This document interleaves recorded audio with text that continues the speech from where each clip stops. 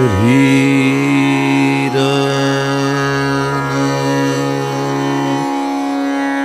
na na na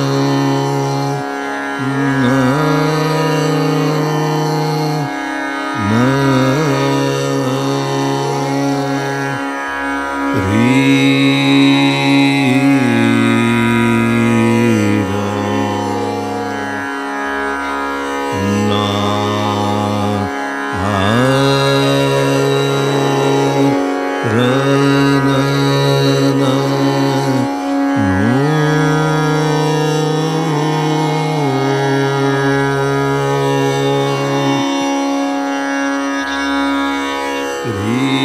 Rira na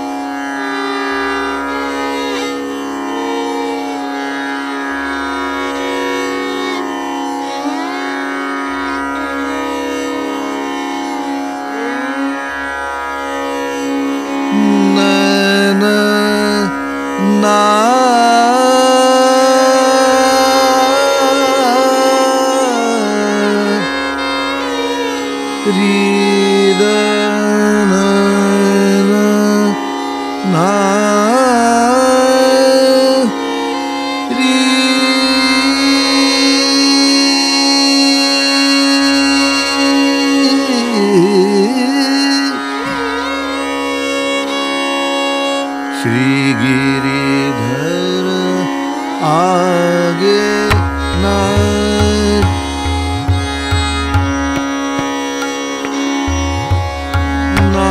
नाचूंगी, Shri Giridhar आगे नाचूंगी,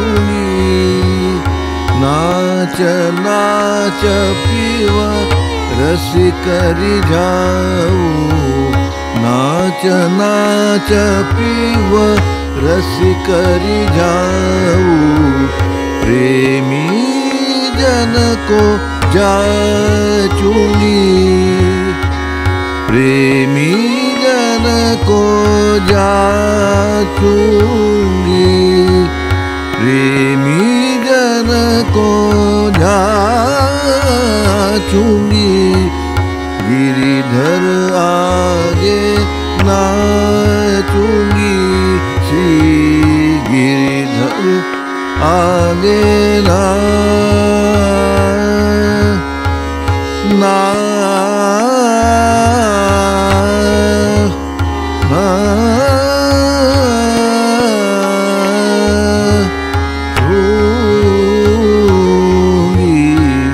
गिरिधर आगे नाचूंगी, श्री गिरिधर आगे नाचूंगी।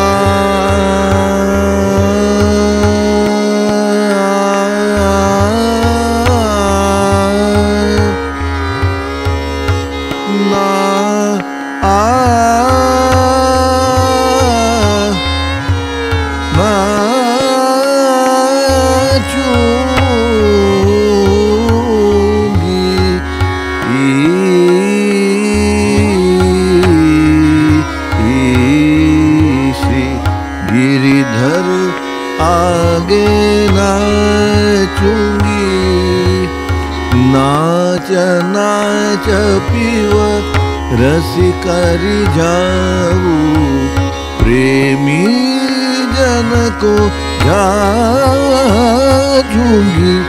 गिरिधर आगे नाचूंगी ना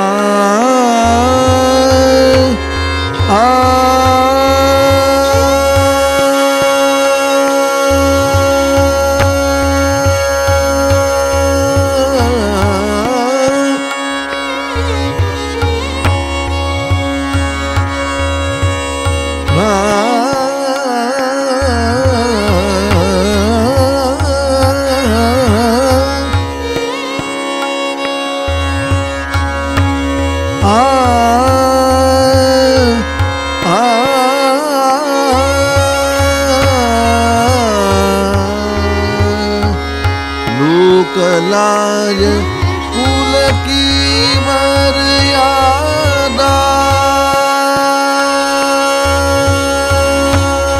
लोकलाज कुल की मर्यादा या मैं एक न राखूंगी या मैं एक न राखूंगी लोकलाज कुल की मर्यादा या मैं एक न राखूंगी पिया के पलंगा जा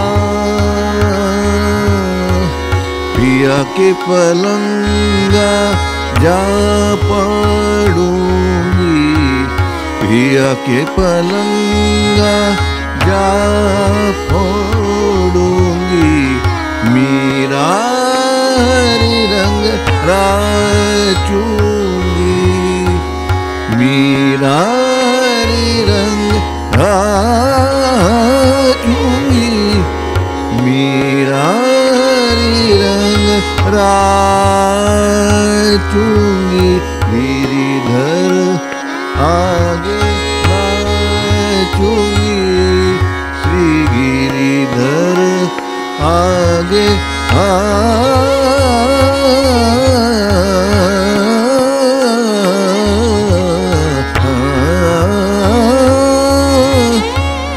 गिरिधर आगे नाचूंगी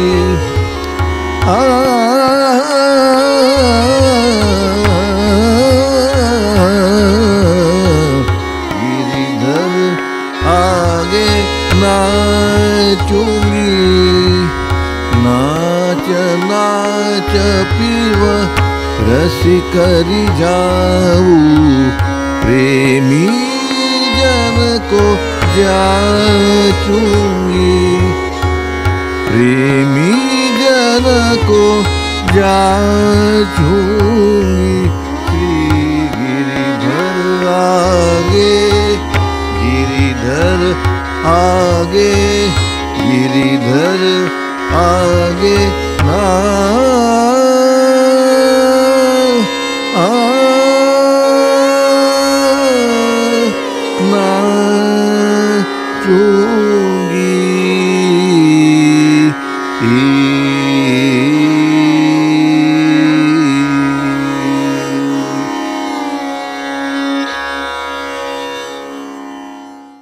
Ganahira Hema Neralkar Upasni, she has groomed her powerful voice with indefatigable riyaz.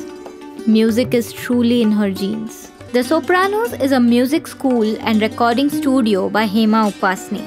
Classical music is always tagged as serious, but with Sopranos, we will bring the fun element with a structured and extensive program. The Soprano studio is equipped with solid-state Logic Super Analog X-Dex console with latest Pro Tools HD Native. The Mehfil Hall can accommodate up to 100 people with Bhartiya Baitak. 50 musicians can perform in the recording studio. With all these facilities, you can shoot your video in our studio to make an amazing impact.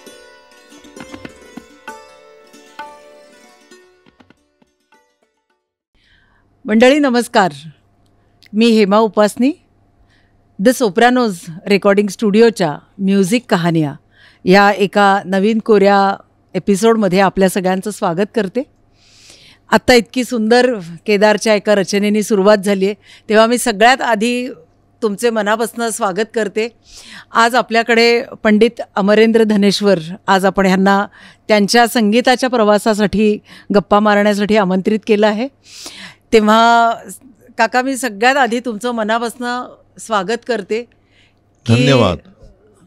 आणि ह्या एपिसोडमध्ये आणखीन एक भाग्याची गोष्ट अशी की senior most आर्टिस्टमध्ये आज आम्ही तुम्हाला इन्व्हाइट केलं आहे आणि तुम्ही पण त्याच्यासाठी प्रेमाने हो म्हणालात. ही खरं तर खूप मोठी गोष्ट आहे, प्रश्नच नाही. आणि तो ह्या निमित्ताने तुमचा संगीतातला जो जर्नी आहे तो आमच्यासारख्या लोकांना खूप ऊर्जा देणारा असणार आहे.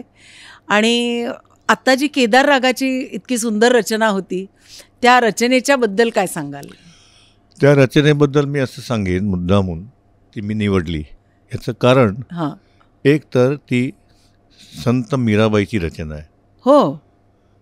गिरीधर आगे नाचूंगी, नाच नाच पिव रसिक रिझाऊं,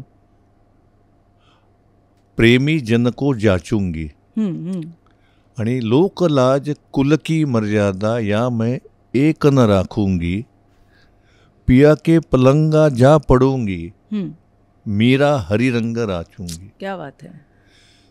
तर एक तर त्याच्यातला मीराबाईचा अत्यंत धीटपणे आपल्याला जे वाटतं ते व्यक्त करण्याचा तिचा जो स्वभाव, जो आपल्याकडे थोडासा चुकीच्या पद्धतीने मीरेबद्दल मांडलं जातं की मीरा म्हणजे कशी कृष्णाच्या समोर अशी लीन होणारी. ठीक आहे, कृष्णासमोर लीन होत असेल, पण समाजासमोर तिने आपलं एक वेगळं असं रूप प्रस्तुत केलं आणि ती घाबरली नाही कोणाला. विषाचा प्याला सांगितला, प्यायली. आणि 4-4 इतक्या वर्षापूर्वी, म्हणजे अकबराच्या काळामध्ये, साधारण 16व्या शतकामध्ये ही स्त्री सांगते की पिया के पलंगा जा पडूंगी, म्हणजे माझ्या प्रियकराच्या पलंगावरती मी जाऊन कोणालाही न घाबरता तिथे पडेन, पहुडेन. तर हे आजच्या काळामधल्या स्त्रीच्या दृष्टीने फार महत्त्वाचं आहे, धीर देणारं. आणि हे जे काय आता याला इंटरप्रिटेशनच म्हणू आपण, हे माझ्या गुरुजीच्यामुळे, म्हणजे नीला भागवतांच्या स्त्रीवादी दृष्टिकोनाच्या प्रभावामुळे माझ्या लक्षात आलं, त्यांच्याही लक्षात आलं. आणि ती मी आजच्या काळाला प्रस्तुत ठरणारी एक बंदिश म्हणून गायलो. आणखीन एक गोष्ट त्याच्यातली अशी की हे जे ग्वाल्हेर घराणं, ज्याच्यामध्ये माझं शिक्षण झालं नीला भागवतांच्याकडनं, तर त्या ग्वाल्हेर घराण्यामध्ये संत वाङ्मयातलं जे काही साहित्य आहे, त्या साहित्याचा उपयोग रचना करण्यासाठी केलेला आहे. अशा अनेक रचना आहेत. बरं. म्हणजे मीराबाईची ही रचना आहे, किंवा भूप रागामध्ये एक, फक्त मी तुम्हाला त्याचा मुखडा गाऊन दाखवतो. हो हो. रीद जब ही सब नी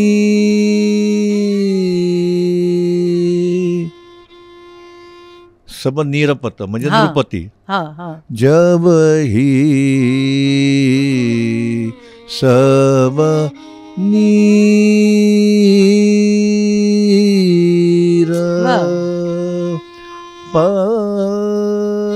निरपती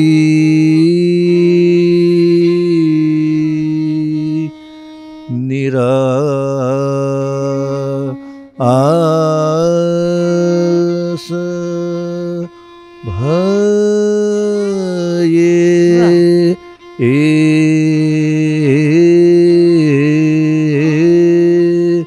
जब ही सब नीर गुरु पद कमल वंदे रघुवीर तब चापसमी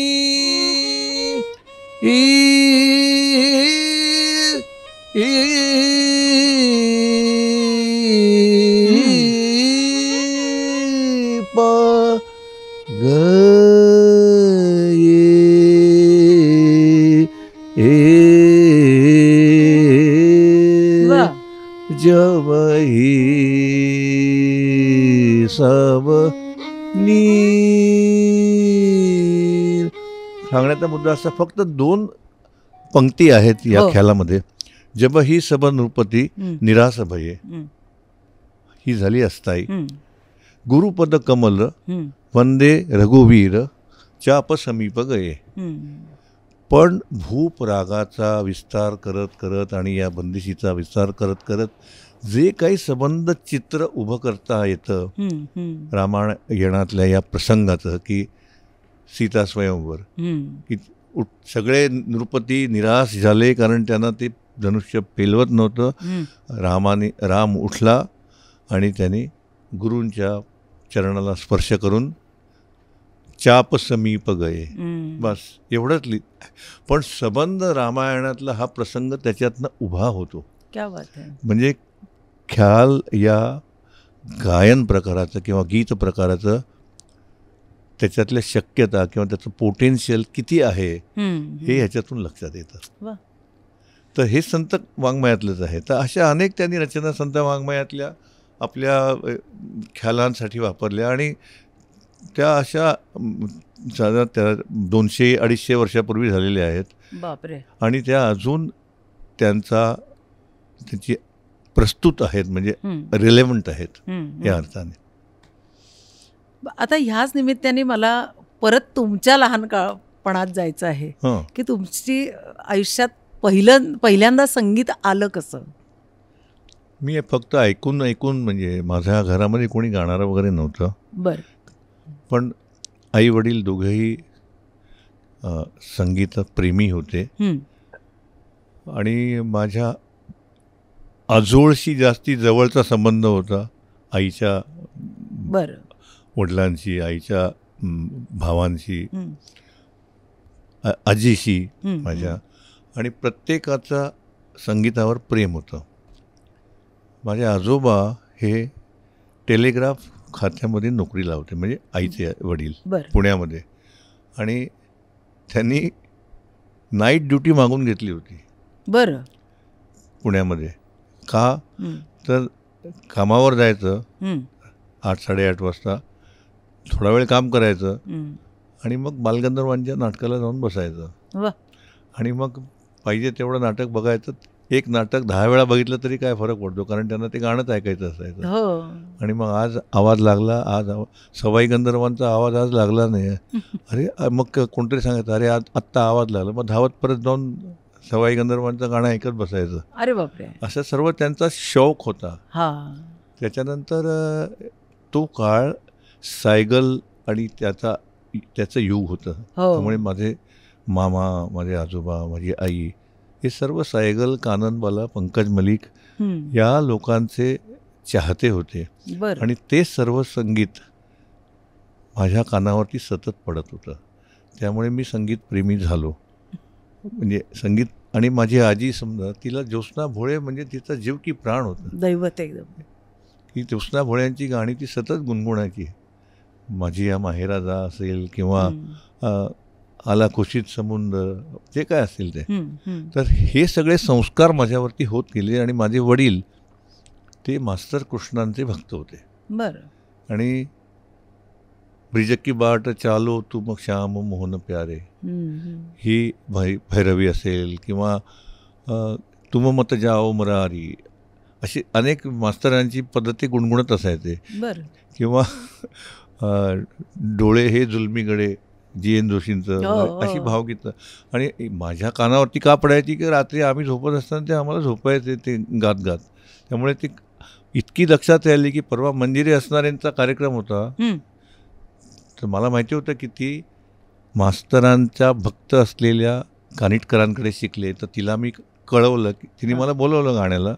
म्हटलं येईन मी, पण तू जर ब्रिजक्की बाट गाणार असलीस तर मला फार आवडेल. तर तिने ते लक्षात ठेवून ते गायली ती. अरे वा. आणि तिने उल्लेख केला की हे धनेश्वर बसलेत ना, त्यांनी मला सांगितलंय की हे गा, तर मी गाते.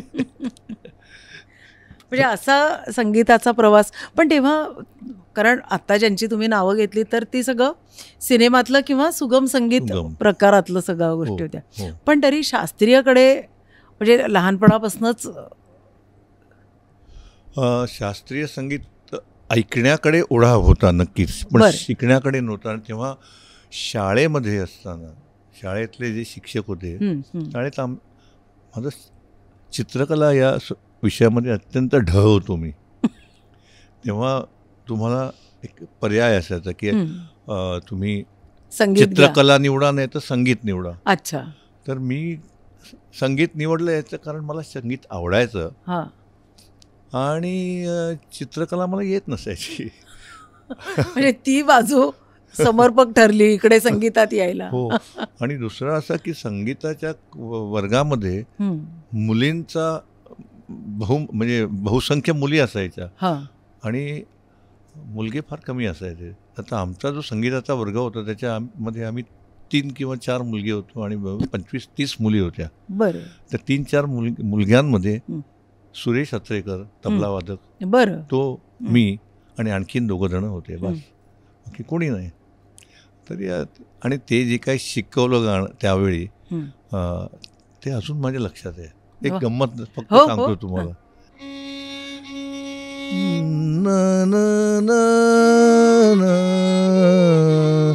ध म प ध म रे सा ध सा सा रे म प ध म प म प ध प ध सा रे सा ध म प ध सा ध प म ध प म रे सा ध सा. हे 60 वर्षापूर्वी शिकलेलं लक्षात होतं आहे.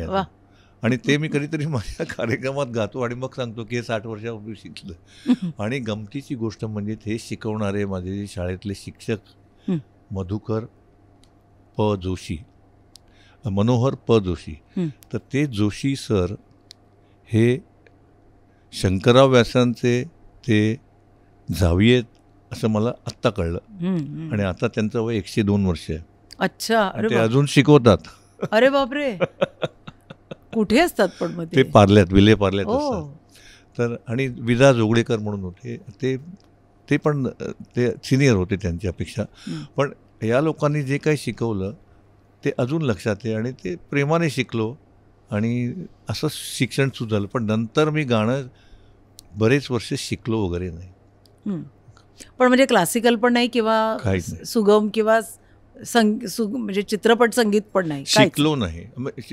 एक चित्रपट 1962 साली निघाला होता का, 62 नव्हे 63 मध्ये. बरं.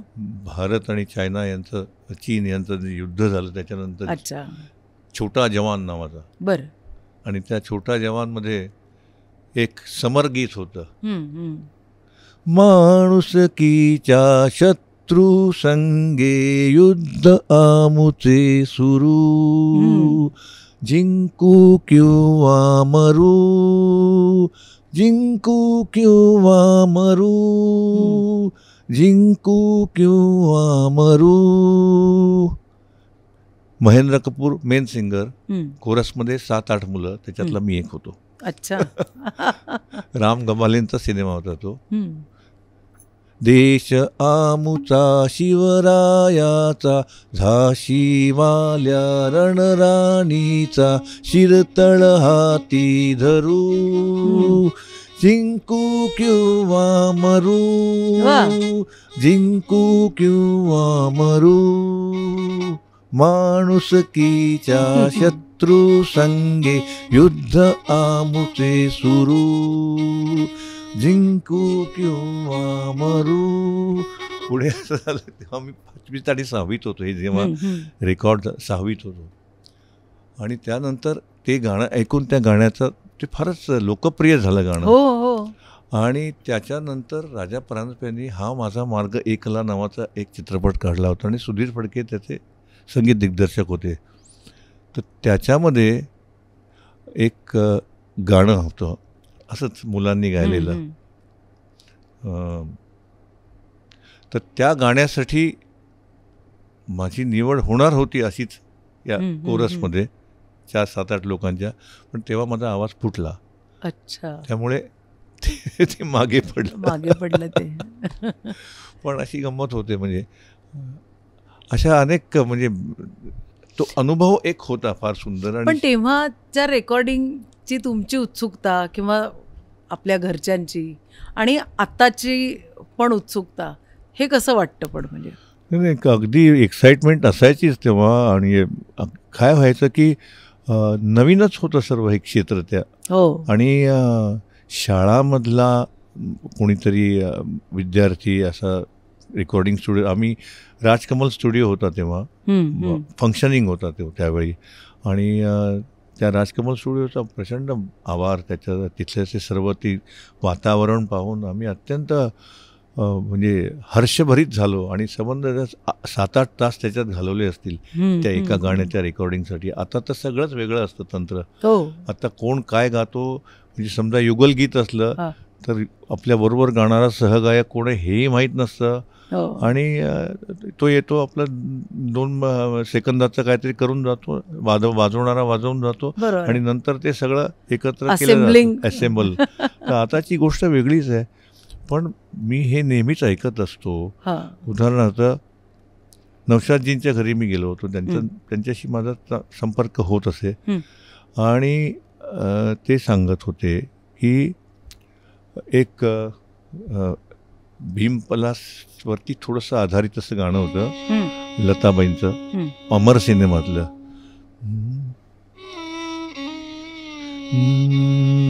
नन तेरे सदके बलम नन नन नन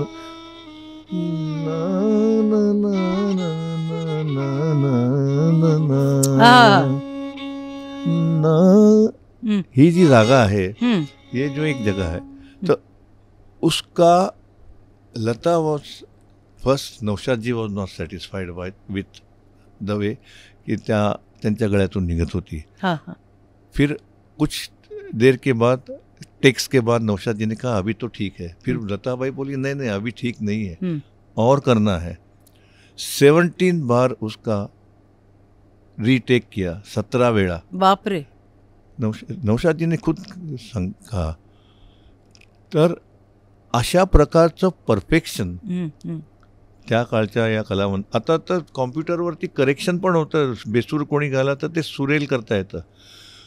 किंवा एक सिनेमा होता आपला आवारा. तर आवारा सिनेमामध्ये घर आया मेरा परदेसी, प्यास बुझी मेरी अखियन की, आ आ आ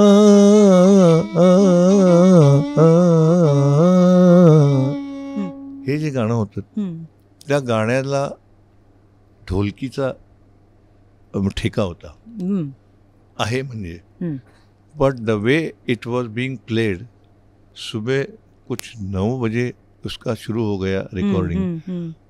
पूरे दिन भर चालू आहे रेकॉर्डिंग, पण ठेका पाहिजे तो मिळत नव्हता. राज कपूर स्वतः त्याच्यामध्ये इंटरेस्ट घेत असे. तो म्युझिक डायरेक्टर नव्हता, पण ही स्वतः अत्यंत त्याच्यामध्ये लक्ष घालत असे, रस घेत असे.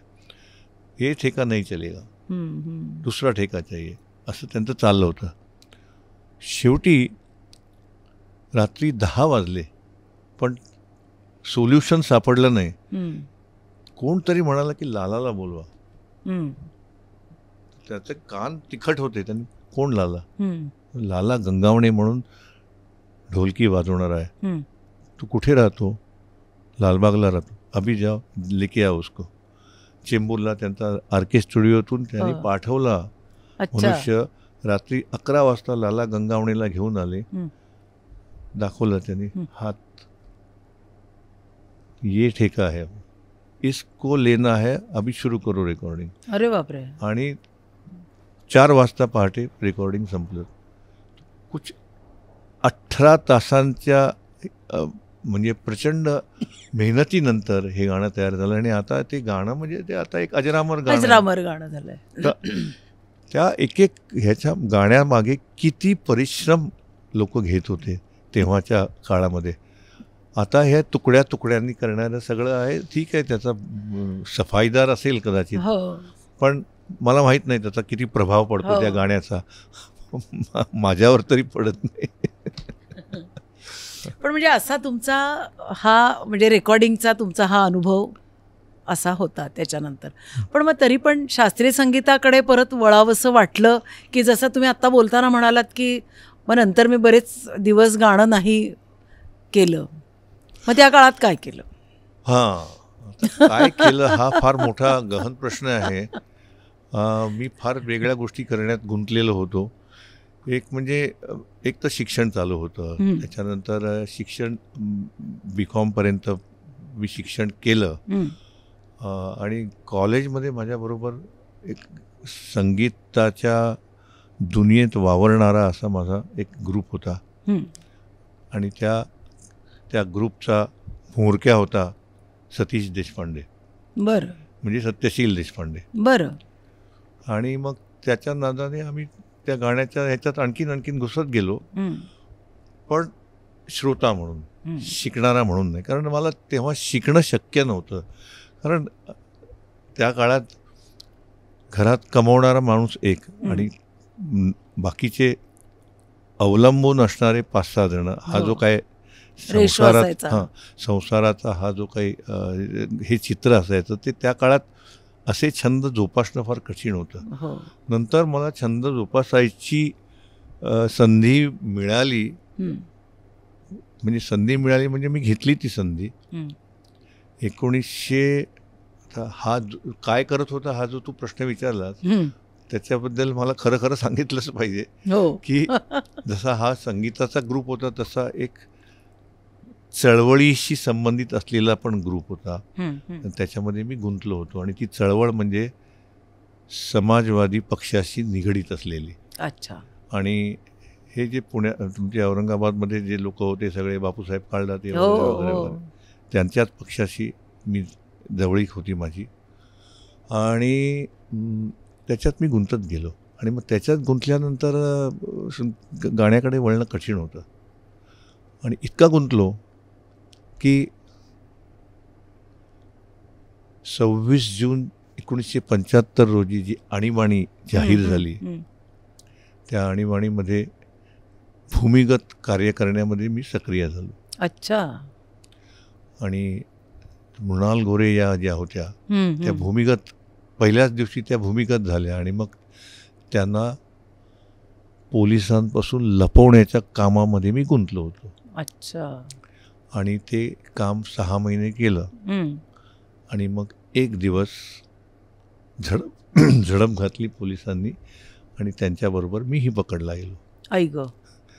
आणि मग 22 डिसेंबर 1975 ते 27 जानेवारी 1977 आर्थर रोडच्या कारागृहामध्ये मी होतो. आई गं. आणि तेव्हा मग गाणं फक्त रेडिओवरून ऐकायचं एवढंच होतं. पण तेव्हा काही म्हणजे रेडिओ ट्रान्झिस्टर सेट फक्त त्याच्यावरती मुंबई रेडिओ आणि सेन्सॉर झालेला रेडिओ असतात ते ऐकायचो. पण त्याच्यामध्ये नॅशनल प्रोग्रॅम म्हणून गाणं ऐकायचं. कुमार गंधर्व, अबीर गुलाल गात होते किंवा आणखीन कोण, अली अकबर खानचा सरोज असायचा. सगळं ती आवड ती कायम ठेवली. अभ्यास इन अ वे, पण तो अभ्यास म्हणजे शिकण्याच्या दृष्टीने नाही, ऐकण्याच्या दृष्टीने. ऐकण्याचा. पण तेव्हा रागदारी संगीताची माहिती होती सगळी. हो, ऐकून माहिती होती. मी वयाच्या 13व्या वर्षापासून गाणं अत्यंत प्रेमाने आणि गांभीर्याने ऐकत होतो. बरं. आणि हे जे सर्व चालू होतं ते तेव्हा माझं वय 25 होतं. तेव्हा ते सतत कुठे मुंबई शहरामध्ये गाणं इतकं असायचं की कुठेही जाऊन मी गाणं ऐकतच असायचो. आणि मग तिकीटेड प्रोग्रॅम, नॉन तिकीटेड प्रोग्रॅम, याच्यात सगळीकडे बहुतेक वेळे नॉन तिकीटेड असायचे. सर्वत्र एव्हरीवेअर, विलेपार्ल्यापासून गोरेगावपासून ते चर्चगेटपर्यंत सर्वत्र संचार सर्वत्र. त्यामुळे इतके राग आणि इतके गाणं असं म्हणजे आत्मसात केलं श्रवण भक्तीतून, तर ते कुठेतरी राहतं तुमच्या. आणि त्याला पॅसिव्ह नॉलेज ऑफ म्युझिक म्हणतात. आणि that passive knowledge of music needs to be activated sometime if you want to become a musician. तर ते मला नंतर ही संधी मिळाली. तर 77 साली मी सुटल्यानंतर विचार केला की आपण थोडंसं शिकावं की काय. म्हणून मी शिकायला कोणाकडे शिकणार, कारण मला ती संगीतातली जी अत्यंत ऑर्थोडॉक्स अशी जी सर्व प्रवृत्ती असते म्युझिशियनची, ती मला कधीच पटणारी नव्हती, कारण माझे विचार वेगळे होते. आणि मग शिकणार कसं असा प्रश्न पडायचा. पण ही नीला ही ऑर्थोडॉक्स विचारांची नाही, वेगळ्या विचारांची आहे, प्रगतिशील अशा वृत्तीची आहे, अशा विचारांची आहे. आणि तिच्याकडे जाऊन सतत आपलं पाया पडा, हे करा ते करा असलं काही नव्हतं. आणि मग मी शिकायचं ठरवलं आणि शिकायला सुरुवात केली. तर त्याची गंमत सांगतो काय ते. आता आमच्या ग्वाल्हेर घराण्यामध्ये आला विद्यार्थी की त्याला असं बसवतात समोर आणि पहिली कुठली चीज शिकवतात, यमन राग.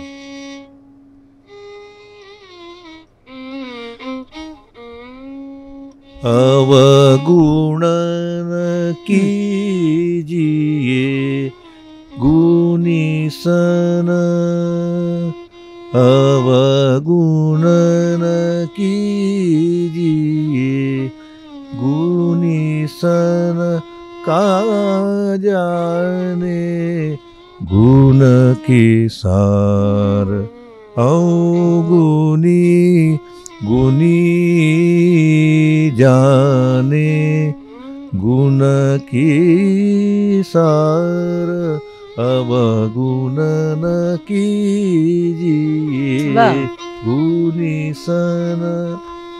तो ये जो उसमें हरकतें हैं, का जाने कितनी कोशिश की, अपने गले से निकलती ही नहीं है. फिर गुण की सार, हे पण जमत नाही. 3 महिने प्रयत्न केले, मतलब अपने से नहीं होगा, गाना छोड़ दो. अरे, इसलिए छोड़ दिया. ती आणि नीलाताईंची ती तुमची पहिली भेट? पहिली भेट नाही, आमची ओळख होती आधी, पण प्रत्यक्ष शिकण्याची. शिकण्याची. मी आपलं अरे हात काय हलवतो, आधी गळा आधी चालवा आणि मग हाताकडे बघा, असं तिने मला पहिला डोस दिला. तर प्रश्न ऐसा होता कि गला अगर तैयार करना है तो रियाज करना पड़ेगा, और रियाज करने के लिए समय कहाँ है. हम तो जिंदाबाद मुर्दाबाद करने में सब लगे रहते थे. तो छोड़ दिया गाना. मैंने कहा ये अपने से नहीं होगा. त्यानंतर 5 वर्षांनी आम्ही लग्न करायचं ठरवलं. आणि लग्नानंतर परत तिने मला सांगितलं की एवढं तू जर गाणं ऐकलेलं आहेस आणि ऐकतोस तर शिकत का नाहीस परत. मग मी जो काही शिकायला लागलो आणि जे काही गाण्याच्या मागे लागलो ते अजूनपर्यंत आहे. क्या बात आहे. बरं, ह्यामध्ये तुम्ही म्हणजे समीक्षण पण खूप लिहायचात आणि त्यातही तुमचं खूप मोठं नाव आहे. त्या बाजूला परत कसे वळालात? आम्ही कॉलेजमध्ये असताना भीमसेन जोशींची मैफल कॉलेजमध्ये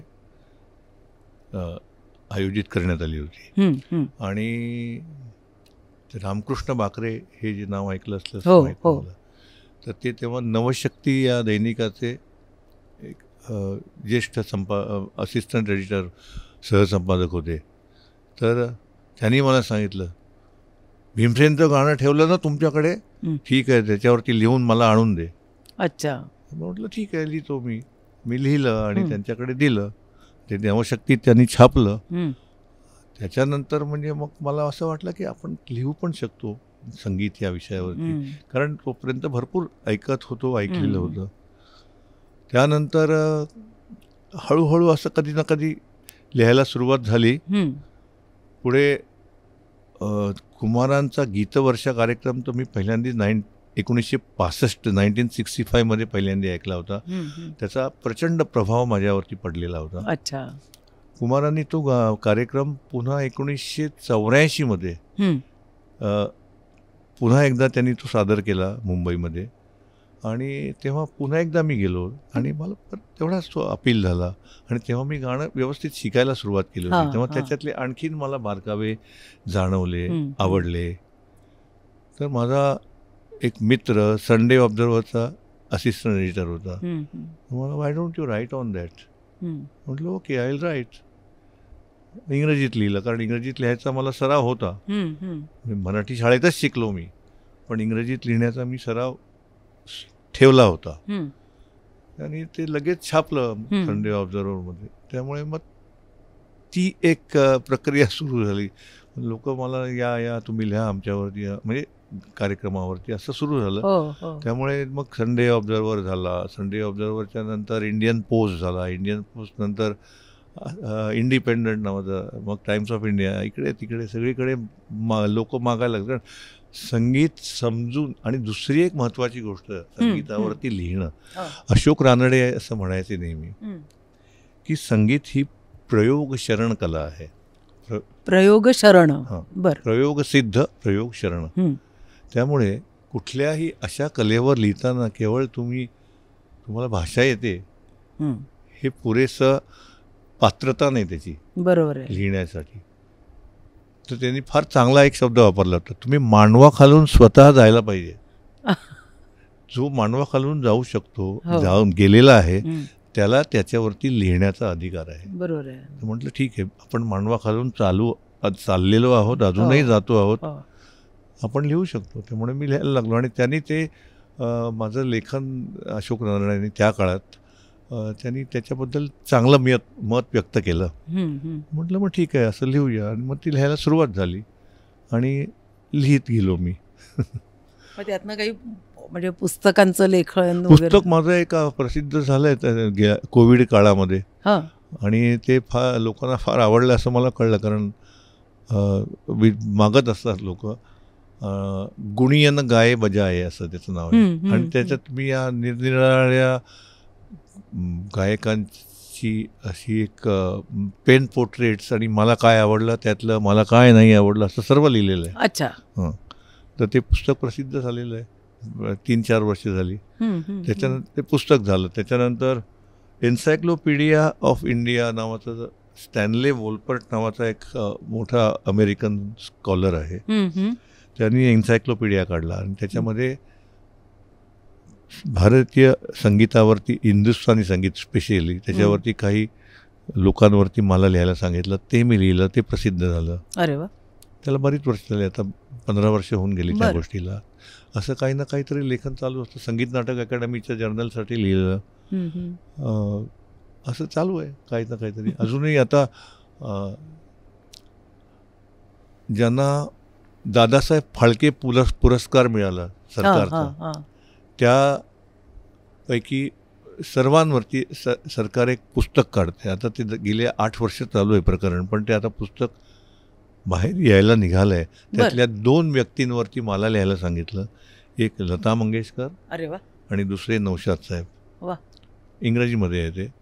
तर ते मी लिहिलं. असं चालू असतं काही ना काहीतरी. मला असं विचारायचं होतं की आत्ता आपण बोलताना तुम्ही उल्लेख केलात की नौशादजींचा तुमचा खूप चांगला संपर्क होता, आणि तर तसं लताबाईंकडे पण या लिखाणाच्या निमित्ताने काही जावं लागलं की प्रत्यक्ष भेटीचा योग आला होता? नाही, म्हणजे जावं लागलं नाही, पण मी काहीतरी रागदारी चित्रपट संगीतातली शोधून काढून त्यावरती कार्यक्रम करतो हे त्यांच्यापर्यंत पोचलं होतं, आणि त्यांनी असं सांगितलं होतं, त्यांना एकदा घेऊन या ना माझ्याकडे. अच्छा. पण मी नाही गेलो, कारण मला संकोच वाटला त्या बाबतीत. त्यांना मी तसं भेटलोय पब्लिकली, पण त्यांच्याशी संपर्क झाला नाही माझा असा. अच्छा. त्यांचं मी दुरून निरीक्षण केलं किंवा त्यांच्या गाण्याचं श्रवण करून त्याचं जे काही विश्लेषण मला करता आलं ते केलं. अच्छा. आणि ते तुम्ही लिहून तिथे पाठवलं. अच्छा. आणि हा जो तुमचा जो आता तुम्ही ज्याचा उल्लेख केलात त्या कार्यक्रमाची प्रेरणा कशी झाली? ती प्रेरणा अशी झाली की नीलाची एक विद्यार्थिनी तायमा तय्यबजी म्हणून, ती इथेच होती आणि ती मुंबईत असायची आणि ती कॅनडातल्या एका मित्राशी लग्न करायचं ठरवलं आणि तिला कॅनडाला जायचं होतं. ती परत कायमची जाणार होती. तर तिने असं सांगितलं की मला असं काहीतरी सोपं गाणं पाहिजे की ज्याचे सिनेमातलं गाणं असेल आणि त्याच्यात काहीतरी राग असेल, असं काहीतरी मला एक कॅसेट करून देशील का? म्हटलं देतो. मी बसल्या बसल्या एक 30-40 गाणी अशी काढली आणि ती रेकॉर्ड करून तिला दिली. ती घेऊन गेली आणि तसं ते हे सुरू झालं. आता त्याच्यातून मला अशी कल्पना सुचली की हे चित्रपट संगीत किंवा film music, especially of the golden era which is from 1945 to 1970, तर हा जो सुवर्णकाल किंवा म्हणतात हिंदी चित्रपट संगीताचा, तर त्या सुवर्ण काळातलं जे संगीत आहे त्या संगीताचा रागदारी संगीताशी विविध प्रकारे संबंध येतो.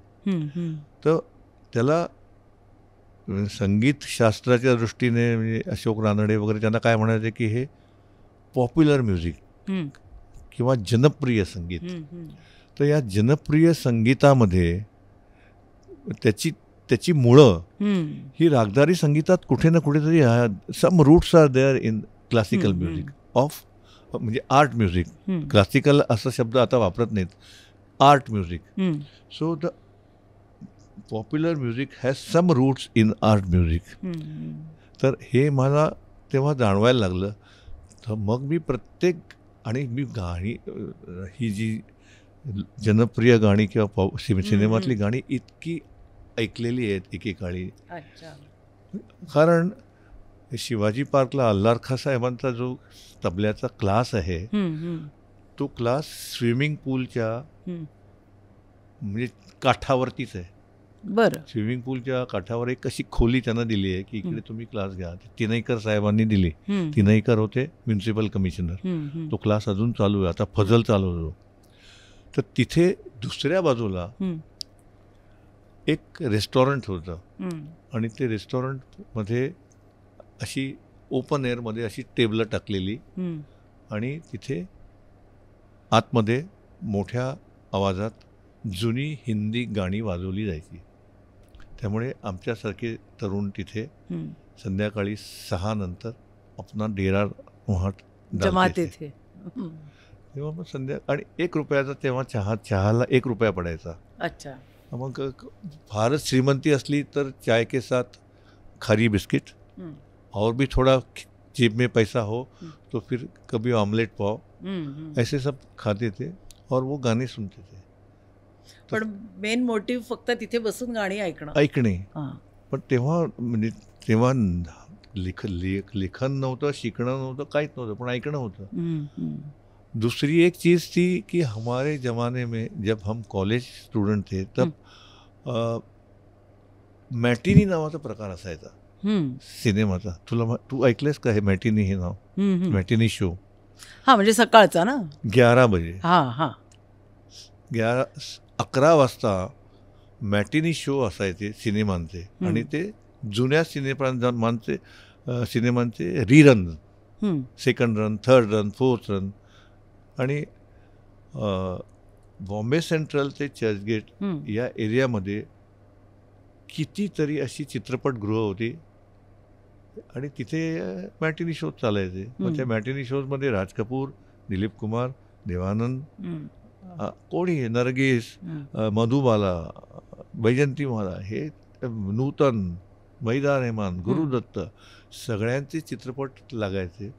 आणि जे लहानपणी आपण पाहिलेले नसतात ते या काळात व्हायची कॉलेजला दांडी मारून म्हणजे लेक्चरला दांडी मारून. कॉलेजला सकाळी 10 वाजता कॉलेज असायचं, पहिला पिरियड अटेंड करायचा, तो संपला 11:15 की धावत बॅक टू चर्चगेट स्टेशन आणि त्या रेल्वे लोकल पकडून ग्रँट रोडला उतरायचं. मग नॉवेल्टी, अप्सरा, हे ते स्वस्तिक, नाच, जिथे जाता येईल तिथे पटकन जायचं आणि सिनेमा बघायचा. त्या सिनेमातल्या गाण्यांचं अखंड पान करायचं. अदालतमधली मदन मोहनची गाणी, इकडची तिकडची. So that was a kind of. लोक मला म्हणतात तुम्ही रिसर्च कधी केला? केवढा रिसर्च आहे. हाच आमचा रिसर्च. अच्छा, म्हणजे ह्या सगळ्या कार्यक्रमांचा जन्म तिकडून तसा झाला. म्हणजे आता I can trace the origin to those days. असं आहे की तेव्हा सगळं ते जमवलं ते इथे राहिलं. बरोबर आहे. आता ते इथून पण येतं आणि बाहेर पण येतं, इथे आणि इथे. कारण अशा पण तुमच्या कार्यक्रमांचं म्हणजे प्रचंड केले तुम्ही, भारतात केलेत आणि सगळीकडे. तुमच्याबद्दल थोडंसं वाचताना बाहेरच्या देशात पण तुम्ही खूप केलेत ते कार्यक्रम सगळीकडे. त्याला फार चांगला प्रतिसाद मिळतो. लोकांना आइडेंटिफिकेशन मिळतं. क्लासिकल म्यूजिक के साथ आइडेंटिफिकेशन करने के लिए it is the most convenient route. जसं म्हणजे किती आता एकच फक्त उदाहरण देतो. गौड सारंग. न न न न न न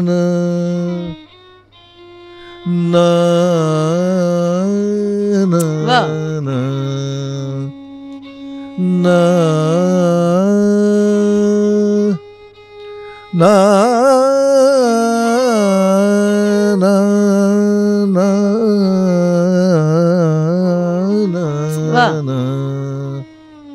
अभी ये जो परेसा ना मांग के साथ तुम्हारा मैंने मांग लिया संसार. मैं सब लोकांना सांगतो बघा ह्याच्यात गौड सारंग आहे बघा कसा. किंवा अभी किती जैसे आता भैरव का देखो एक ऐसा एग्जाम्पल देता हूँ मैं.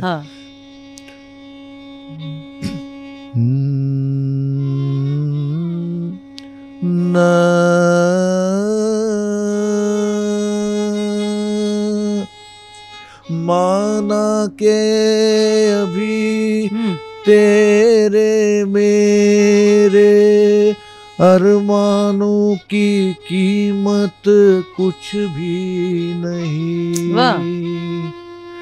मिट्टी का भी है कुछ मोल मगर इंसानों की कीमत कुछ भी नहीं.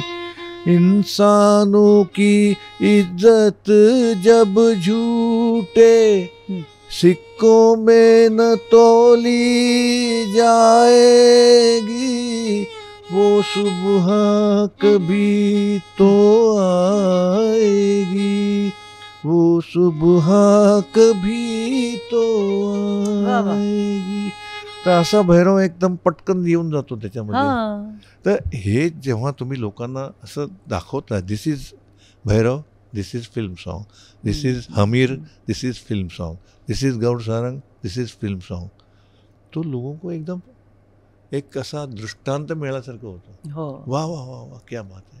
तो इससे वो एक प्यार पैदा हो जाता है, नफरत कम हो जाती है क्लासिकल के बारे में, असा त्याचा अर्थ आहे. आणि त्यामुळे हा कार्यक्रम माझा होत राहतो आणि लोकांना आवडतो. क्या बात आहे. आणि अजून एक तुमच्या पूर्ण जर्नीमधला एक राग रंग म्हणजे जी तुम्ही आत्ता आपण बोलताना पण त्याच्याबद्दल थोडा उल्लेख केला होता की 401 एपिसोड्स तुम्ही केली होती, तर तो जर्नी कसा होता? सिद्धार्थ काक हे जे आहे त्यांचं प्रोडक्शन हाऊस, तर त्यांना जेव्हा सरकारने 1995 साली केंद्र सरकारने, त्या काळात बरेच विविध टेलिव्हिजनची चॅनेल्स नव्हती, एकच दूरदर्शन मुख्यतः होतं. आणि दूरदर्शनची आणखीन एक तिसरी वाहिनी त्यांना सुरू करायची होती आणि त्याच्यासाठी त्यांना राजकारण आणि इतर विषय टाळणारे असे वेगळं काहीतरी कार्यक्रम हवे होते. तर त्यांनी सिद्धार्थ काकना सांगितलं. मग त्यांनी अर्थातच शोध सुरू केला कोण आपल्याला मदत करू शकेल. त्यांची माझ्यावर नजर पडली आणि त्यांनी मला विचारलं तुम्ही कराल का याच्यामध्ये. म्हटलं करतो. तर राग रंग असं नाव देऊन आम्ही एक कार्यक्रम मी त्याची संबंध आखणी केली. त्याच्यामध्ये मी असं म्हणालो मगाशी तसं सुरुवातीला एक सिनेमाच्या गाण्याचं क्लिपिंग छोटंसं, त्यानंतर त्यातून तो राग असेल असं, त्यानंतर त्या रागातल्या एखाद्या ज्येष्ठ कलावंताची त्या रागाविषयी एक 7-8-6 मिनिटाची मुलाखत, बरं जास्तीसुद्धा, त्यानंतर एक कंठसंगीतात तो राग पेश करणारा ध्रुपदवाला असेल किंवा ख्याल गाणारा कोणी असेल ते, आणि त्याच्यानंतर वाद्यावर. आणि मग वाद्य निवडताना विविध वाद्य निवडली, सतार, सरोद, मग कधी सारंगी किंवा कधी वायलिन किंवा कधी दिलरुबा, बरं वेगवेगळ्या वाद्यांच्या संधी त्यांना पण संधी दिली. विचित्र वीणा, बरं त्याच्यावरती वाजव असे. आणि त्यामुळे तो फारच पकड घेणारा कार्यक्रम ठरला आणि त्याचे 40 राग आम्ही त्याच्यावरती त्या कार्यक्रमात सादर केले. बरं. आणि मग त्याच्यातून माझं टेलिव्हिजनच्या संदर्भातलं म्हणजे काम सुरू झालं आणि ते जवळजवळ पुढची 5 वर्ष चाललं. अच्छा. त्यानंतर मग काय झालं की इतर सर्व ही या वाहिन्या आल्यानंतर मग त्यांच्यातली स्पर्धा सुरू झाली. त्यानंतर मग त्या मानाने अशा प्रकारच्या आर्ट म्युझिकमधला इंटरेस्ट वाहिन्यांचा कमी कमी होत गेला. आता ते सगळे जे शो चालतात ते वेगळ्या प्रकारचे आहेत. प्रत्येक चॅनेल असाच प्रकारचा शो करतो, काहीतरी रियालिटी शो, मग स्पर्धा, स्पर्धेत कोण जिंकतं वगैरे असं प्रेक्षकांची काहीतरी उत्सुकता चाळवण्याचा प्रकार असतो. तसा हे नव्हतं. हे अधिक त्याच्यामध्ये इन्फॉर्मेटिव्ह, हे जास्ती कॉन्टेंट चांगला होता आणि तो लोकांना अधिक सजग करणारा होता. पण तो मागे पडला. पण ते जवळजवळ 400 एपिसोड्सची माझा कोऑर्डिनेशन, संकल्पना या सर्व माझ्या होत्या आणि त्याच्यातनं मी पुष्कळ शिकलो. तेव्हाचा, कारण तुम्ही खूप मोठा स्पॅन बघितलाय संगीतातला, तर छोट्या मैफिलींच्या बद्दलचं तुमचं काय मत आहे? मला अत्यंत पूर्ण पाठिंबा आहे छोटी मैफिल या संकल्पनेला. याचं कारण मुळात हे जे संगीत आहे आपलं, हे याला चेंबर म्युझिक म्हणतात, अशा प्रकारचं आहे. म्हणजे तुम्ही जर इतिहास वाचलात 19व्या शतकामध्ये मुंबई शहरामध्ये कशा बैठकी होत्या, तर त्या कशा असायच्या. आता नाना शंकर शेटांचा वाडा, नाना शंकर शेट 19व्या शतकातले, त्यांच्या वाड्यामध्ये रहमत खां साहेबांची मैफल. मग त्या मैफलींमध्ये जास्तीत जास्त 20, 25, 30 लोक, आणि ते सुद्धा असे चुने हुए ऐकणारे, इने गिने चुने हुए. तर किंवा ज्या मैफलीमध्ये केसरबाईंचा अवमान केला आणि काय गातेस तू असं म्हटली, तर त्या मैफलीमध्ये सुद्धा असेच कमी लोक होते. आणि मग तो जो डंख त्यांना झाला, त्यातून त्यांनी जे काही रियाज करून आणि शिकून स्वतःचं स्थान मिळवलं. तर अशा प्रकारचं संगीत छोट्या एखाद्या घरामध्ये, दिवाणखान्यामध्ये, झुमरांच्या खाली असं सर्व होतं. तर आता झुंबर नसेल, दिवाणखाना नसेल, पण अशी समजा आता तुमचा स्टुडिओ आहे, हा किती सुंदर जागा आहे ही. तर इथे 40, 50, 60 माणसं खरोखर संगीताचं प्रेम असणारी बसली आणि त्यांनी गाणं ऐकलं की त्यांच्यामध्ये आणि कलाकारामध्ये जी काही केमिस्ट्री निर्माण होते, जे काही संवाद, आय कॉन्टॅक्ट ज्याला म्हणतो, तो काही असतो. त्यामुळे संगीत असा एक जिवंत अनुभव मिळतो संगीत ऐकण्याचा. आता कुठे मोठा संगीत उत्सव असला ज्याच्यामध्ये 10,000 लोक असले, काय गाताय तुम्ही, कोण गाते, कोण ऐकतंय, काही समजत नाही. किंवा सभागृहामध्ये मी अनेकदा सांगतो माझा कार्यक्रम की मला दिवे हवेत सभागृह श्रोतृ वर्गावर, कारण त्यांचे चेहरे मला दिसले पाहिजेत, फक्त माझा चेहरा त्यांना दिसून उपयोग नाही. बरोबर आहे. असं सर्व, त्यामुळे छोट्या मैफलींना अत्यंत महत्त्व आहे आणि जास्तीत जास्त प्रमाणावर त्या होत राहिल्या पाहिजेत, घरामध्ये किंवा दिवाणखान्यांमध्ये कोणाच्या किंवा आणखीन कुठल्या ठिकाणी अशा या स्टुडिओमध्ये. त्याचा पूर्ण पाठिंबा आहे मला. क्या बात आहे. काका, इतका वेळ गेला गप्पा मारता मारता. खरं तर अजून असे खूप विषय आहेत की ज्याच्याबद्दल तुमच्याकडून खरं खूप ऐकायला आवडेल, पण कुठेतरी थांबायला लागतं आहे, कारण शेवटी लोकांची पण एक कॅपॅसिटी आहे एका वेळेला किती ऐकणार याची.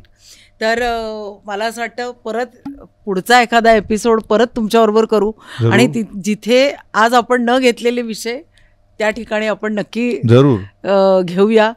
आणि आज तुम्ही इतका छान वेळ दिला त्याबद्दल खरं तर आभार नाही मानत मी, अजिबात नको. पण असंच प्रेम आणि आशीर्वाद आमच्यावर राहू द्या. आणि रसिक हो, इतकी छान खरं तर आपल्याला माहिती मिळाली आहे आज. आणि जसं मी आत्ता म्हटलं की आपण परत एक एपिसोड करूया, तेव्हा नक्कीच परत पुढच्या एपिसोडमध्ये एका नवीन आर्टिस्टच्या बरोबर भेटूच आणि परत एकदा यांच्या पण बरोबर आपण नक्की भेटूया, नवीन नवीन अनुभव त्यांचे ऐकूया. तेव्हा परत भेटूया पुढच्या एका एपिसोडमध्ये. तोपर्यंत नमस्कार. आणि हो, सगळ्यात महत्त्वाचं, लाईक, शेअर आणि सबस्क्राईब करा. बरेचदा काय होतं की लोक हा आपला एपिसोड बघतात पण ते लाईक शेअर करायचं राहून जातं. तेव्हा विसरू नका, जेव्हा तुम्ही एपिसोड बघायला सुरुवात केली आहे तेव्हाच त्याला लाईक, शेअर आणि सबस्क्राईब करा. नमस्कार.